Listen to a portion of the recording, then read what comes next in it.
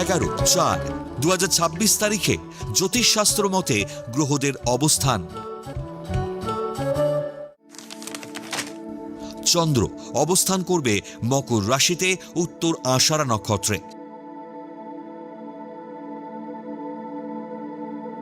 দ্বিতীয় স্থান কুম্ভ রাশিতে রাহু শতবিশা নক্ষত্র অবস্থান করবে। তৃতীয় স্থান মীন রাশিতে শনি ও মঙ্গল অবস্থান করবে উত্তর ভাদ্রপদ নক্ষত্রে।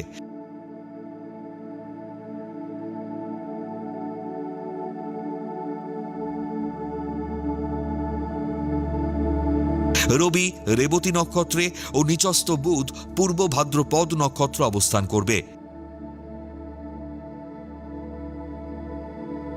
চতুর্থ স্থান মেষ রাশিতে শুক্র ভরণী নক্ষত্র অবস্থান করবে।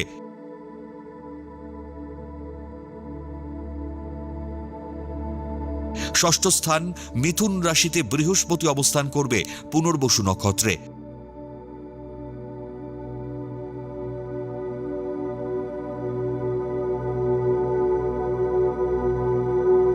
অষ্টম স্থান সিংহ রাশিতে কেতু পূর্ব ফাল্গুনী নক্ষত্র অবস্থান করবে।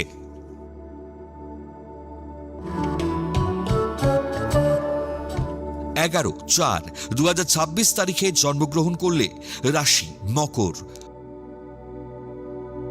নক্ষত্র উত্তর আষাঢ়া, তিথি কৃষ্ণা নবমী, গণ নর।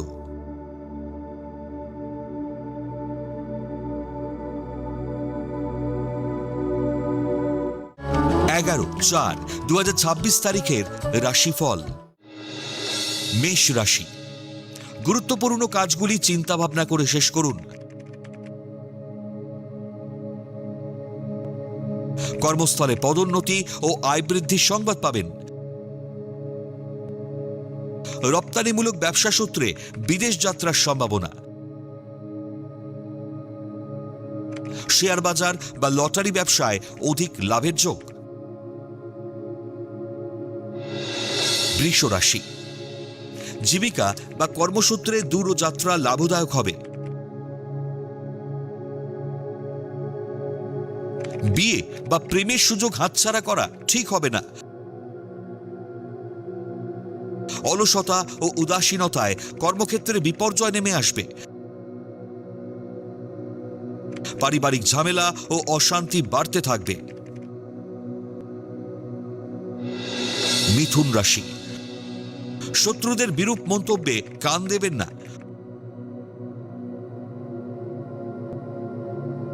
ধৈর্য ধরলে দেরিতে হলেও ভাগ্যের চাকা অবশ্যই ঘুরবে। পুরাতন স্থাবর সম্পত্তি পুনরুদ্ধার করে দখল নিতে পারবেন।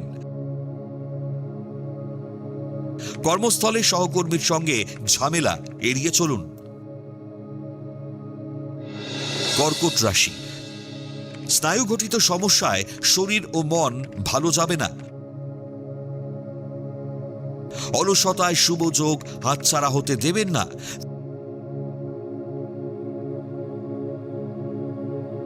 দীর্ঘদিনের প্রচেষ্টায় আশা পূরণ না হওয়ায় হতাশা বাড়বে।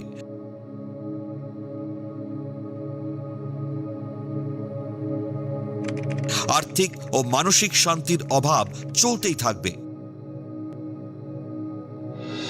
সিংহ রাশি, দীর্ঘমেয়াদী রোগের প্রকোপ বৃদ্ধিতে মানসিক হতাশায় ভুগবেন। ক্রোধী মানসিকতা পরিত্যাগ করুন। চাকরি ও ব্যবসা উভয় ক্ষেত্রেই সাফল্যের সুযোগ আসবে।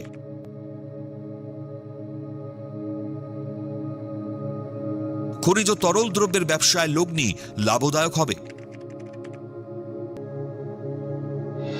কন্যা রাশি, লটারি বা শেয়ার বাজার সূত্রে অধিক আয়ের সুযোগ আসবে। পারিবারিক সূত্রে ভ্রমণের সুযোগ পাবেন।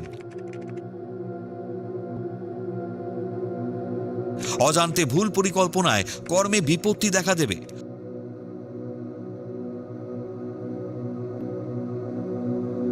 ঊর্ধ্বতন কর্তৃপক্ষের হস্তক্ষেপে সমস্যার সমাধান করবেন।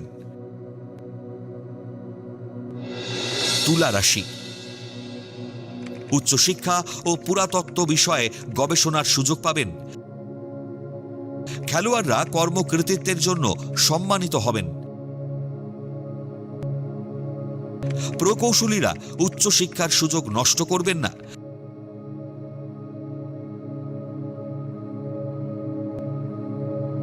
কর্মস্থলে গোপন শত্রুদের কুটচালে পদোন্নতি আটকে যাবে।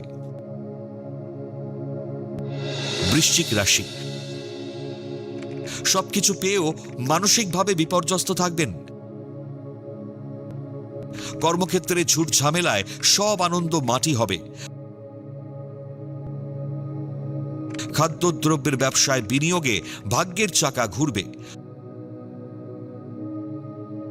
ছন্নছাড়া আচরণে পরিবারের ঝামেলা ও অশান্তি বাড়বে। ধনু রাশি, পারিবারিক তুচ্ছ ব্যাপারে মাথা গরম না করাই ভালো। গুরুত্বপূর্ণ কাজের সিদ্ধান্ত আজ বর্জন করুন। গোপন শত্রুতায় কর্মস্থলে সম্মানহানিকর পরিস্থিতি হবে। চেষ্টা করলে নতুন চাকরি পাওয়ার সম্ভাবনা আছে। মকর রাশি, বাকসংযমের অভাবে কর্মস্থলের শত্রুতা বাড়বে। বিদেশি বহুজাতিক সংস্থায় কর্মপ্রাপ্তির যোগ। শিক্ষাবিদরা কর্মদক্ষতার স্বীকৃতি পাবেন। বিদেশি ভাষা সাহিত্যে পারদর্শিতায় সম্মান ও প্রশংসা লাভের যোগ। কুম্ভ রাশি, ক্রোধী মানসিকতা ও অলসতা পরিত্যাগ করা প্রয়োজন। বাত ও নার্ভের যন্ত্রণায় ভোগান্তি বাড়বে। পরিবারের যৌথ প্রচেষ্টায় গৃহ নির্মাণের সুবর্ণ সুযোগ আসবে। মনের জটিলতা না কাটালে শান্তি ভঙ্গ হবে। মীন রাশি, অলসতা ও উদাসীনতায় শুভ যোগ হাতছাড়া হবে। ভুল পদক্ষেপ বা পরিকল্পনা ত্রুটিতে আফসোস হবে। অলসতা ও উদাসীনতা পরিত্যাগ করলে ব্যবসায় উন্নতি সম্ভব নয়। কোনো প্রেমের জালে জড়িয়ে পড়ার সম্ভাবনা।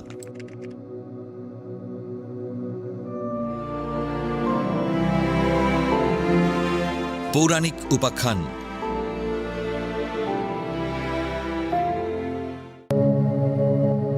নীল পুজো কি? এই পুজোর পৌরাণিক এবং আধ্যাত্মিক ব্যাখ্যা কি? নীল পুজো বা নীল ষষ্ঠী হল সনাতন বঙ্গীয়দের এক লোকাচার, যা মূলত নীল নীলাবতী নামে হরগৌরীর বিবাহ উৎসব। বাঙালি গৃহিণীরা নিজের স্বামী এবং সন্তানের মঙ্গল কামনা এবং নিরোগ সুস্থ জীবন কামনা করে নীলষষ্ঠীতে ব্রত পালন করেন। সাধারণত চৈত্র সংক্রান্তির চড়ক উৎসবের আগের দিন নীল পূজা অনুষ্ঠিত হয়ে থাকে। কিন্তু জানেন কি এই পুজোর পৌরাণিক ব্যাখ্যা কি? এই পূজা কেন এত মহত্বপূর্ণ? আজ জানাবো সেই তথ্য। নীল পূজার পৌরাণিক ব্যাখ্যা কি? নীল বা নীলকণ্ঠ মহাদেব শিবের অপর নাম। সেই নীল বা শিবের সাথে নীলচণ্ডিকা বা নীলাবতী পরমেশ্বরের বিয়ে উপলক্ষে লৌকিক আচার অনুষ্ঠান সংগঠিত হয়। কাহিনী অনুসারে দক্ষযজ্ঞে দেহত্যাগের পর শিবজায়া সতী পুনরায় সুন্দরী কন্যারূপে নীল ধ্বজ রাজার বিল্লবনে আবির্ভূত হন। রাজা তাকে নিজ কন্যারূপে লালন পালন করে শিবের সাথে বিয়ে দেন। অন্যমতে সতী দেহত্যাগের পরবর্তীতে হিমালয়ের রাজা পার্বতীরাজ ও মা মেনকার কন্যারূপে পার্বতী জন্মগ্রহণ করেন। পার্বতী রাজদরবারে বিভিন্ন দেবতাদের মুখে শিবের প্রশংসা শুনে ভগবান শিবকে পতিরূপে পাওয়ার বাসনা জাগে ও বিয়ে করার প্রতিজ্ঞা করেন। শিবকে বর হিসেবে পাবার জন্য প্রতিজ্ঞা পালনে হিমালয়ের কোলে নির্জন স্থানে গভীর তপস্যা শুরু করেন। এদিকে দক্ষ যজ্ঞে সতীর দেহত্যাগের পর সতীকে হারিয়ে শিব শোকে বিহ্বল হয়ে কঠোর তপস্যায় নিমগ্ন হলেন। ব্রহ্মা, বিষ্ণু এবং অন্যান্য দেবতারা শিবের এরূপ আচরণ দেখে প্রমাদ গুনলেন, যে করেই হোক শিবকে সংসারের জীবনে ফেরাতেই হবে, না হলে সৃষ্টি থেমে যাবে। কামদেবের সাহায্যে শিবের মনে প্রেমের সঞ্চার করা হলো। মহাদেব ধ্যান যোগে পার্বতীর তপস্যার কথা জানতে পারলেন এবং ব্রাহ্মণের ছদ্মবেশে পার্বতীর নির্জন কুটিরে পৌঁছলেন। ছদ্মবেশী ব্রাহ্মণ পার্বতীর দীর্ঘ তপস্যার কারণ জানতে পেরে শিবের নিন্দা মন্দ শুরু করলেন। পার্বতী শিবের নিন্দা সহ্য করতে না পেরে ছদ্মবেশী ব্রাহ্মণকে কুটির থেকে বিতাড়িত করলেন। পার্বতীর তপস্যা ও শ্রদ্ধা ভালোবাসায় শিব সন্তুষ্ট হয়ে নিজের পরিচয় দিলেন এবং বিয়েতে রাজি হলেন। নীল পূজার আধ্যাত্মিক ব্যাখ্যা কি? পুরাণ এবং লোকশ্রুতি অনুসারে শিব গৌরীর বিয়ের অনুষ্ঠানটি হয়েছিল উত্তরাখণ্ডে রুদ্রপ্রয়াগ জেলার ত্রিযুগী নারায়ণ গ্রামে। মন্দাকিনী ও সোন গঙ্গার সঙ্গমস্থলে অবস্থিত এই পৌরাণিক জনপদটি ছিল হিমালয় রাজার রাজধানী। এই বিবাহ দিয়েছিলেন স্বয়ং ব্রহ্মা, আর নারায়ণ গৌরীকে সমর্পণ করেন শিবের হাতে। চৈত্রে শিবগাজন উৎসব অনেকের মতে হর গৌরীর বিয়ের অনুষ্ঠান। সন্ন্যাসীরা হলেন বরযাত্রী, তাহাদের গর্জন হেতু গাজন শব্দ আসিয়াছে। এই দিনটিতেই দেবাদিদেব মহাদেব ও নীলচণ্ডিকা বা নীলাবতীর বিবাহ হয়েছিল, তাই এটি তাদের বিবাহ উৎসব হিসেবেও পালিত হয়। মর্তে স্বামী স্ত্রীর মধ্যে ভালোবাসার বন্ধন অটুট রাখতে মায়েরা সারাদিন নির্জলা উপবাস থেকে শিবলিঙ্গে গঙ্গা জল, দুধ ও বেলপাতা দিয়ে অভিষেক করেন। সন্ধ্যায় শিবের মাথায় বা শিব মন্দিরের সামনে প্রদীপ জ্বালিয়ে ব্রত ভঙ্গ করেন।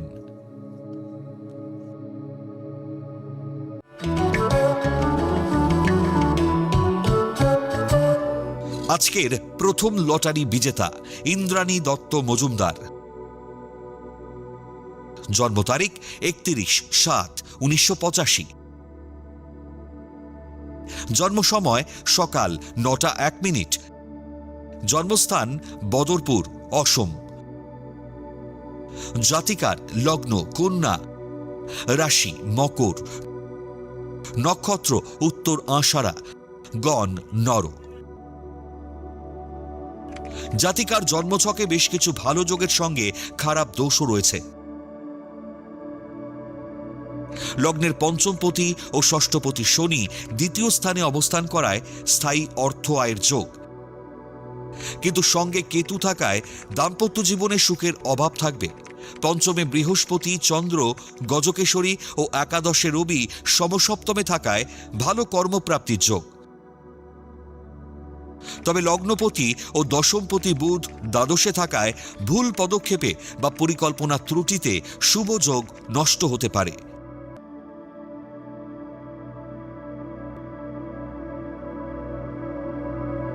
তৃতীয়পতি ও অষ্টমপতি মঙ্গল একাদশে নিচস্থ থাকায় শরীরের প্রতি নজর দিন।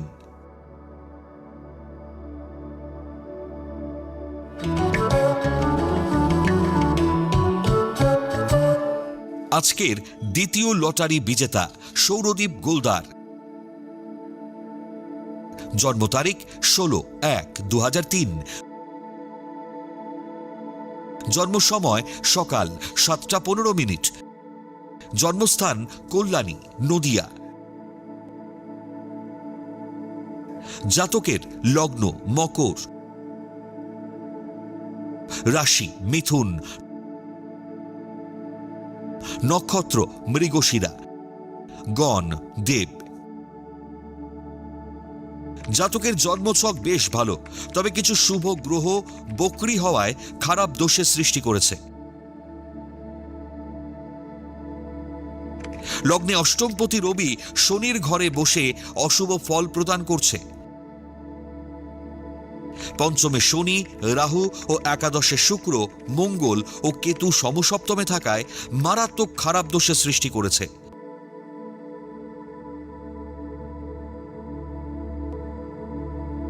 ফলে ইউরিনারি সমস্যা, কিডনির সমস্যা দেখা দিতে পারে এবং ষষ্ঠপতি ও নবমপতি বুধ দ্বাদশে থাকায় নার্ভের সমস্যা হতে পারে। বিশেষজ্ঞ ডাক্তারের পরামর্শ নিন। সপ্তমে বৃহস্পতি তুঙ্গ ঘরে থাকায় ঈশ্বরের আশীর্বাদ লাভ করবেন।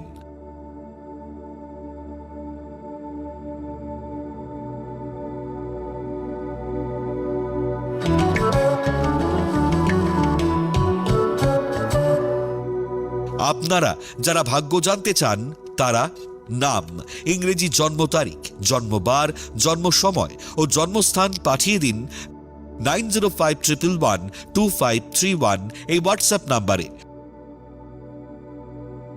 লটারি প্রাপ্ত বিজেতার ভাগ্য বিচার করে প্রচার করব পরবর্তী পর্বে।